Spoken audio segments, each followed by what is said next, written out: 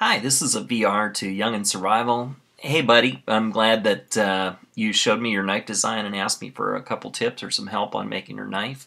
First of all, I think it's so cool that a young guy like yourself is looking at making knives. And one of the most important things about making knives is really practicing good safety principles.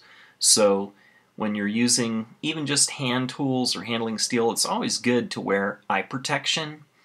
So wear a pair of safety glasses, um, or if you have regular glasses that are impact resistant, you can wear those. And just to practice good safety tips, have someone work with you that can help to make sure that you don't cut yourself or hurt yourself in any way. But I think definitely making a knife would be a great thing for you to do, and especially a project if you could work maybe with someone who can help you. So what I thought I would do, I took a look at your design. I think it's really neat, and I'll just give a little bit of an overview.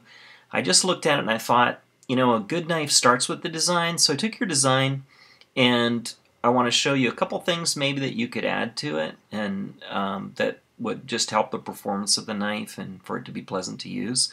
And I'll give you a couple of tips on how I think you should make the knife, what you should make it out of, and then again, you use your judgment too, because even though you're just starting out, I'm sure you've thought about what you like and have good ideas. So all the suggestions I give, you take them with a grain of salt. And like I said, get an adult or someone to help you make sure that you're safe and have a good time doing this. So let's look a little bit at your design first.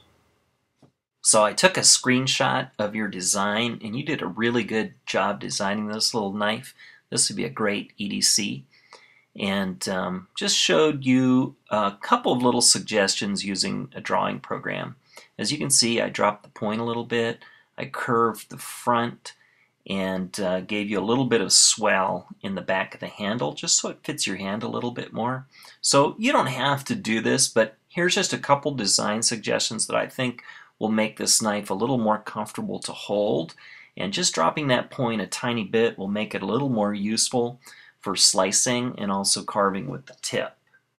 So those are my thoughts on design. That little drawing isn't drawn perfect, but you can see those little circles represent the holes that you would drill in the handle to attach your scales, and I would drill those holes 1/8 of an inch. To make the knife, I would use a simple high carbon steel, something like 1075, 1090, 1090, or a steel called 01. Those are simple high carbon tool steels. They make good knives and can be heat treated easily. You want to get those fully annealed, which means they're soft and they're easier to file and work with hand tools.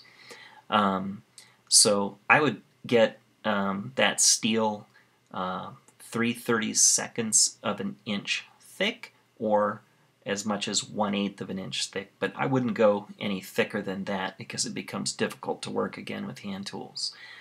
Now, I want to make you an offer too. If you get permission from your parent or a legal guardian to do this, if you work on this knife and make this little blade with their help and supervision, just to be careful, I'll be happy to heat treat it for you. So what you would do is work on this little knife, then send it to me, then I would heat treat it and work on it a little bit with you and send it back to you with maybe some nice handle material or something like that, and you can make a cool little knife.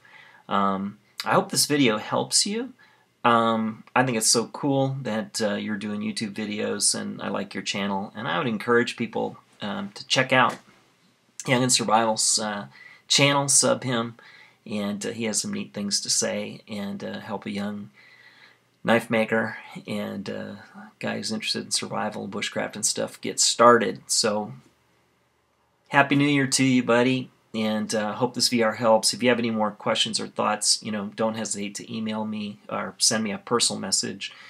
And then, like I said, if you're interested in my offer, I can make those plans a little better and even send you a copy of those via email or something like that. So anyway, all the best to you, buddy, and like I said, I hope that helps.